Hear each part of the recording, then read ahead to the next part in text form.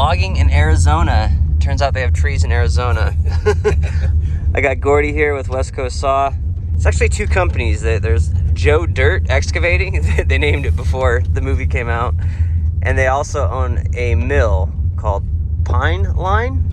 Pine Line, yeah. So it's a bunch of pine. We're up here in Flagstaff, Arizona. Anyway, so he emailed me. He's like, you know, if you ever want to come check out how we log trees in Arizona, come on down. And I was shocked. I was like, I had no idea that there were any trees here. I thought it was all flat desert. We drove here yesterday from Phoenix. Arizona's really beautiful. Lots of colors. The desert was really awesome. And then we get here and it's just whole lot of trees. But it's pretty much all pine here. This is Flagstaff. We're at about 7,000 feet elevation. So we're just headed to the logging site right now.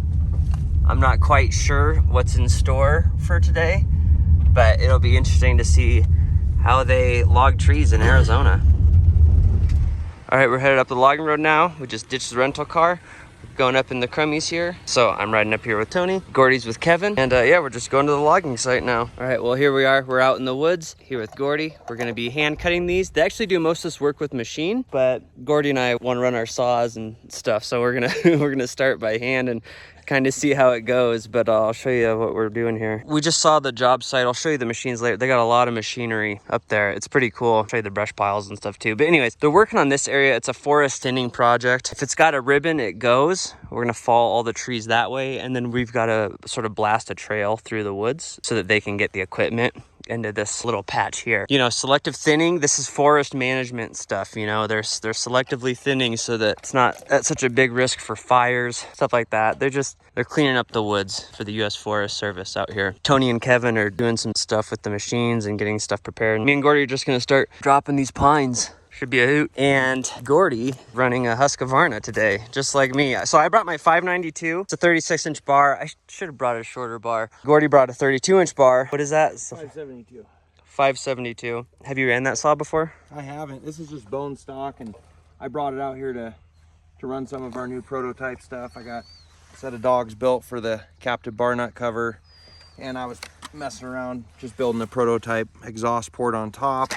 I don't usually show people my stuff before it's done, but this is a prototype air filter. I've never ran it. We're just bringing it out here and seeing what it can do, how it works out. But it takes up all underneath the hood. It's awesome that it fits under the hood. Yeah. The foam. It's got a couple revisions to make where it's rubbing, but that's the very first one we made. These are going to be available. Hopefully it works out pretty good.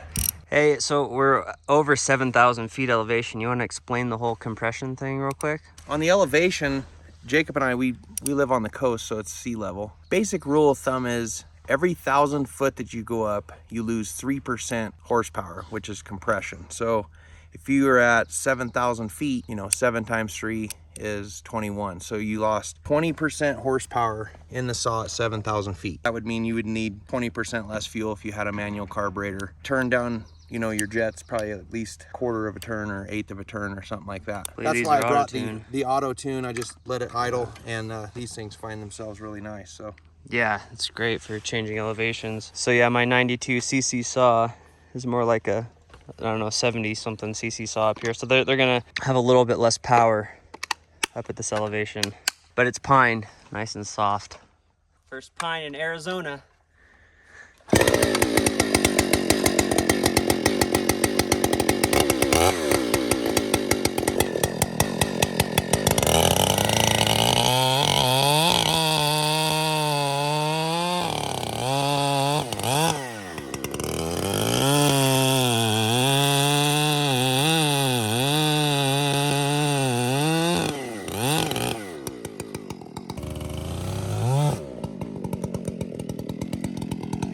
Mm-hmm.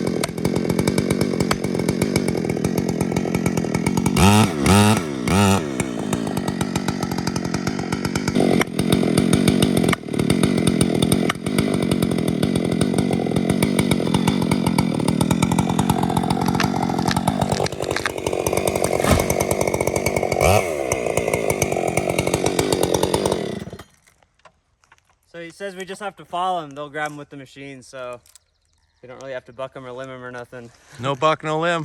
Yeah. The way I like it.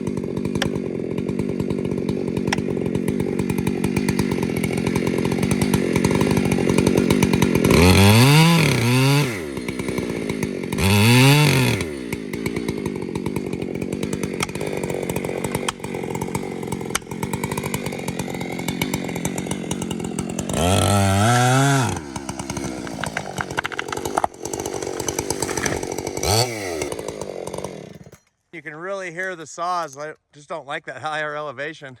I'm breathing kind of hard. Yeah, you can really tell the difference. Yeah.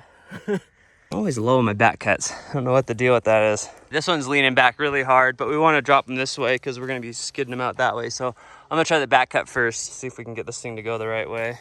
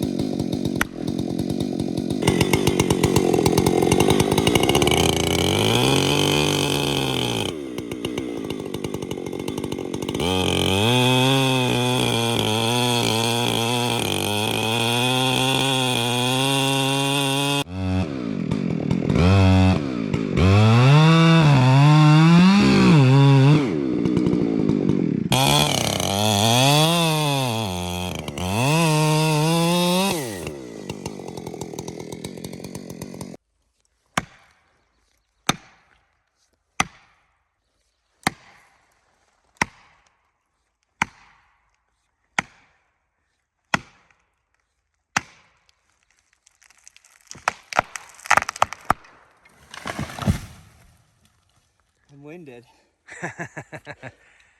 It's hard to breathe. It is harder to breathe up here for sure.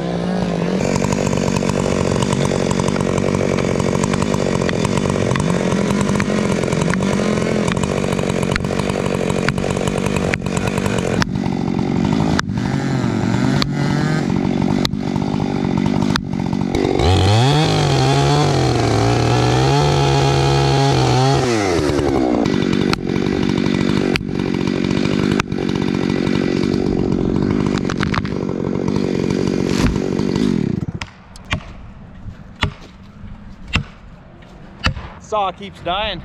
Getting a little windy too. Yeah. Feel that breeze? Yeah. I'm just shocked how hard it is to breathe. Oh! Nice hinge wood. Yeah, like my body is fine, but my lungs are just working hard. I think you'll get used to it. Weird.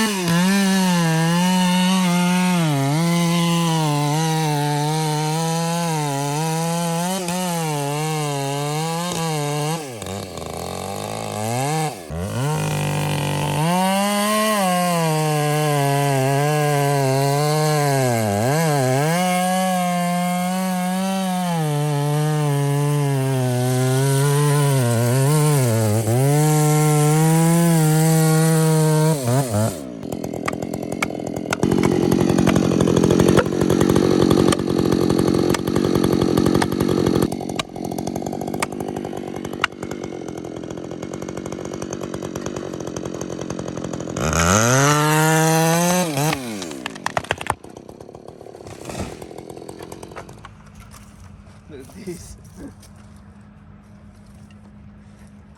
gonna try that? No, I'm just gonna move it. Oh, it's not gonna hurt it if you smash it. It's just a Husqvarna. What about your phone? Oh, they make those every day too.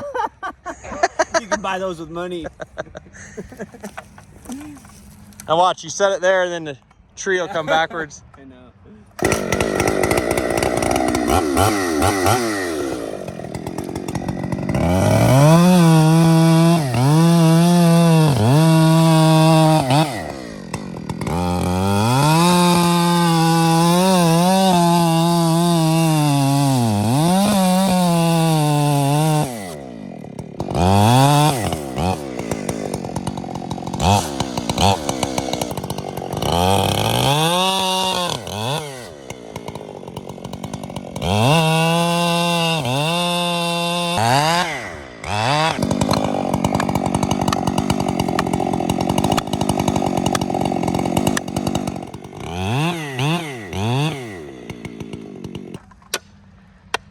Yeah, that wind really did. Yeah, that wind set it back pretty hard. There you go. You got her.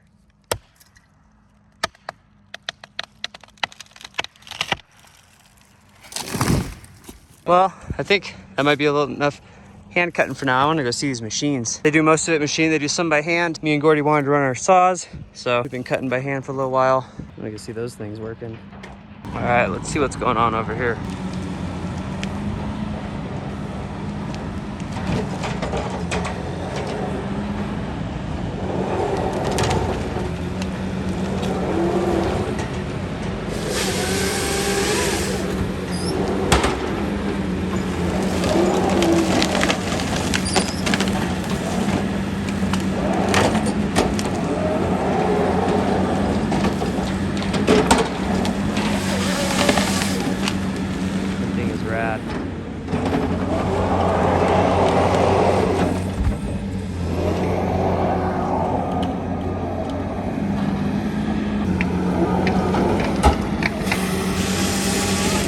Cut off the butts because they flare a little bit.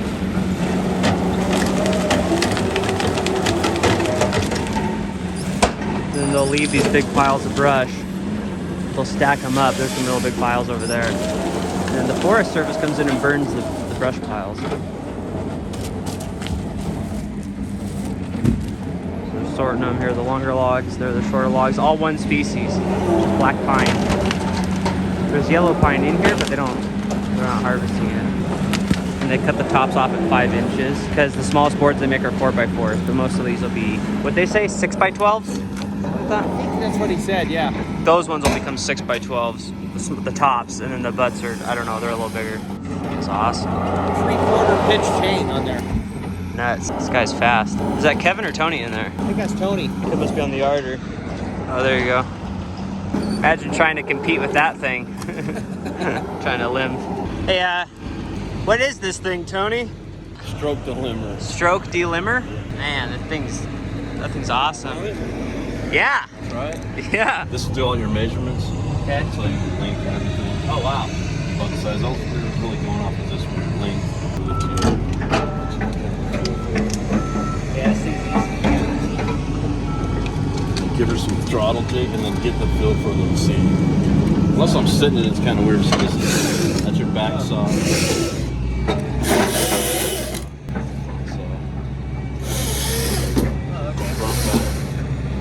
Close rifle. Okay. You got a huge blind spot in this thing. Oh, you're clear, Jake.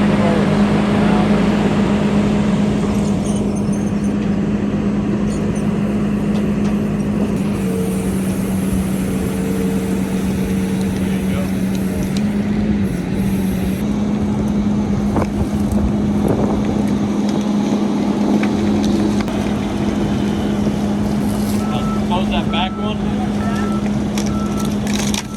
Should be your left button, top or bottom. There you go. Yep. Now swing, come out, Jake. Get another bite and pull it up against that. There you go. Now grab it there and pull it up against it.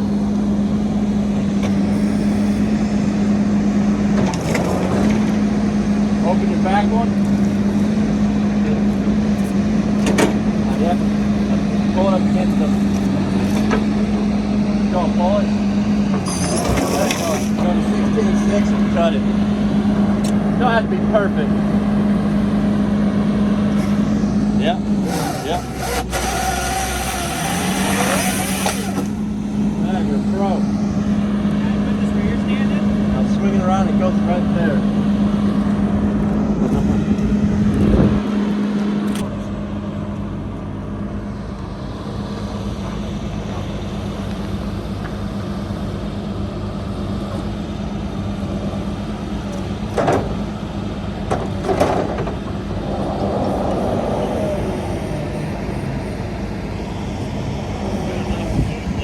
Wrong pile.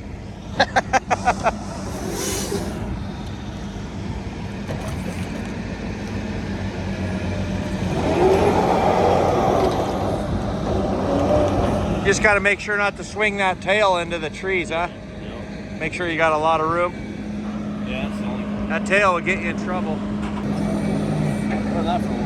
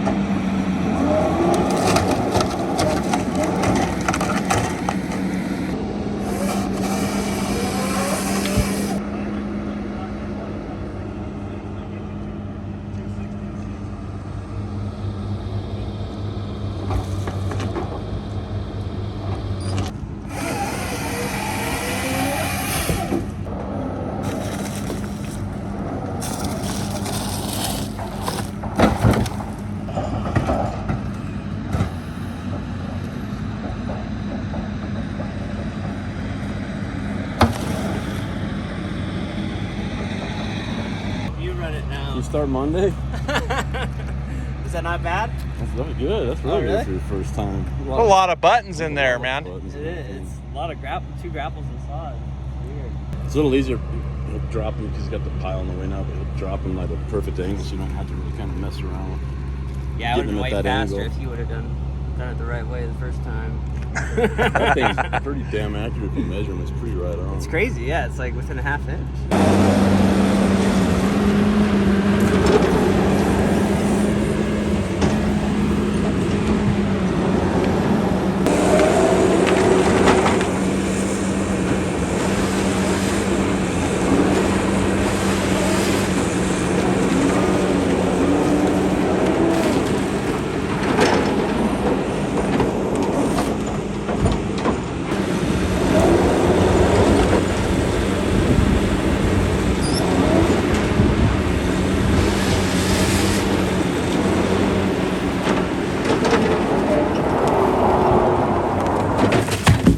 I'm out here. Kevin and Tony are letting me drive the skidder, so I'm just hauling the logs to the delimber now. So I've never ran one of these things before, but I think I'm starting to get the hang of it. Pretty cool. So it's interesting. Notice Arizona is really, really rugged, but this area where we're logging, it's way flatter than Washington. And the biggest difference between these woods too is in Washington we have so much underbrush, you can't see far at all. Here you can see really far into the woods. There's really no underbrush at all. There's nothing under these pine trees. It's kind of weird. Let's see if I can grab all these.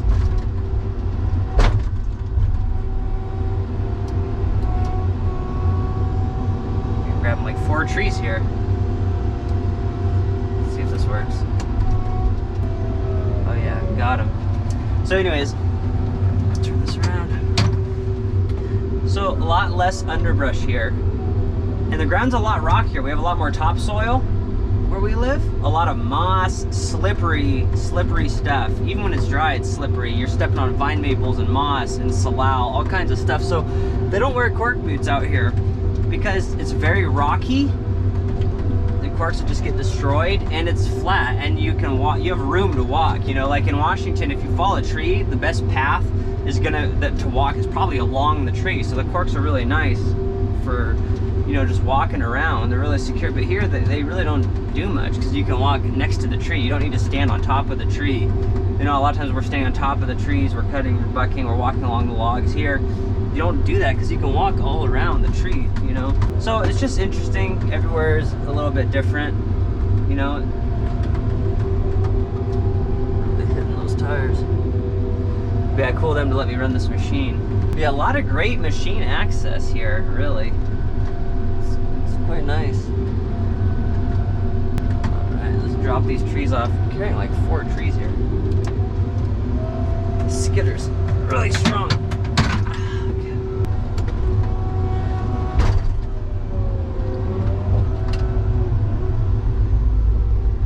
Starting to get the hang of this thing.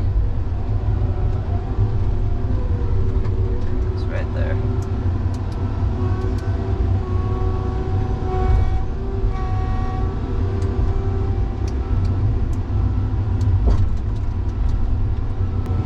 Awesome. Alright, well, this thing's been fun. I think it's about time to let the pros run the machines now.